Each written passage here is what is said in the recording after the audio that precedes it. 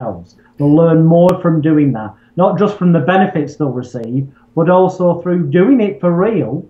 It's far better than reading any textbook or doing any course, as long as you've got the foundations there. You know, this is important in a lot of different ways. I want to take this off into a slightly different direction, if you don't mind. Yeah, that's fine, yeah. One of your neighbors there, David Icke, we talked about the fact that politicians and people that tend to work their way up to control levels, they know all about neurolinguistic programming and the usage of words. And the best way to combat that is to become familiar with what that system is about. And I know for myself, just by a little bit of education in NLP, hypnosis, I can see the underlying intent that is put out by world governments. Even on the level, it's like they all get a memo to use certain buzzwords, certain phrases, and in one day, all over the planet from several different countries, all the politicians will use these phrase words and buzzwords and just pump them out. And I can see it affecting people. And the only way you can combat that, I think, is through education and being a little more conscious and aware of what's coming at you, because it's coming at us big time. I totally agree. And, you know, although this course is on the one level being marketed as, if you're already a therapist, this will make you more efficient and help you make more money. If you're not a therapist, it will teach you how to help other people and help yourself. But you've hit the nail on the head. The techniques that will be taught during the 3 days that are used to help people overcome phobias, that are used to eliminate addictions, are the exact same psychological techniques that politicians and salespeople and other people in positions of power use to manipulate us generally. And when you are aware of them, and especially when you're actively using them yourselves with positive intent to help other people and help yourself, it does switch you on. You're quite right, definitely. And you do it becomes blatantly obvious to you what they're doing. And also, because you're aware of it, you stop being controlled. It's like David Icke says, the truth does set you free. Yep. Yeah, and what normally used to put me to sleep now wakes me up and almost makes me laugh. You know, it's brilliant. It becomes a little bit, if it wasn't so serious, it would be a laughing matter.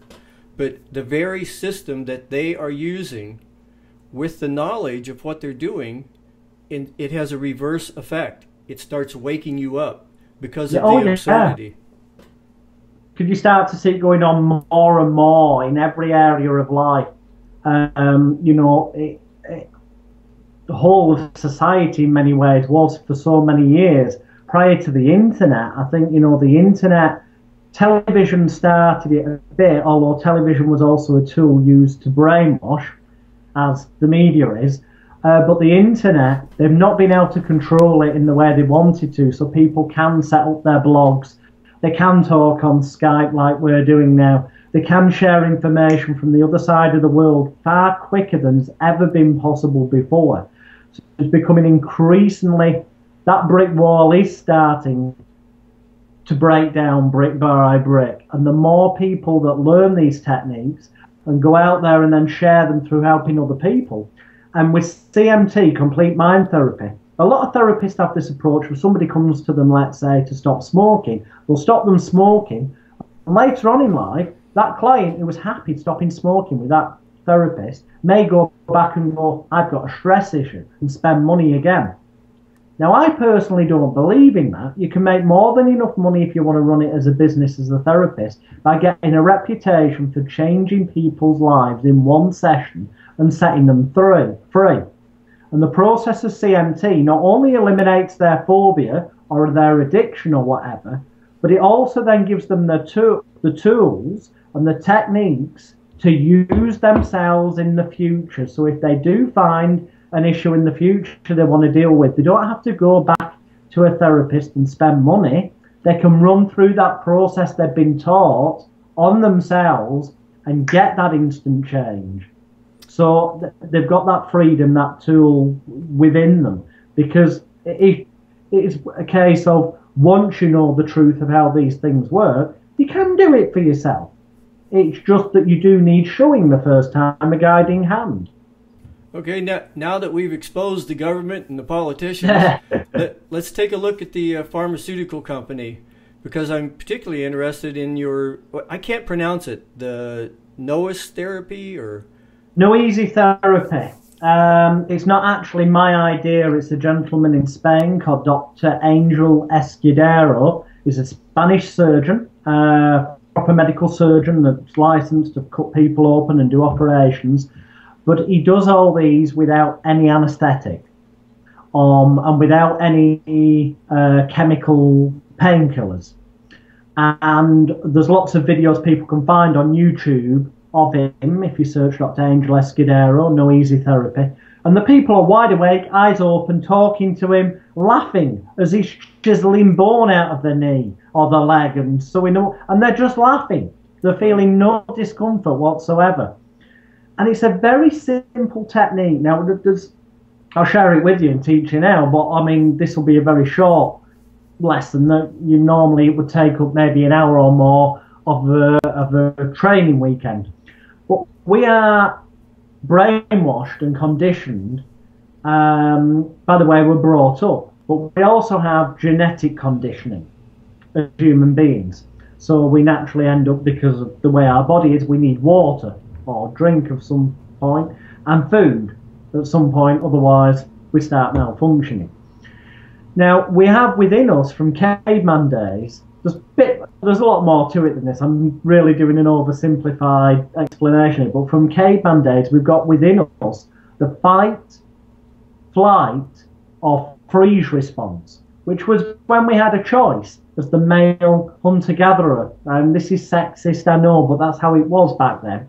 The hunter-gatherer would go out, get confronted by a dinosaur, and they either run like the clappers, flight, freeze, and get killed by the dinosaur, or fight, kill dinosaur and take home some food that evening.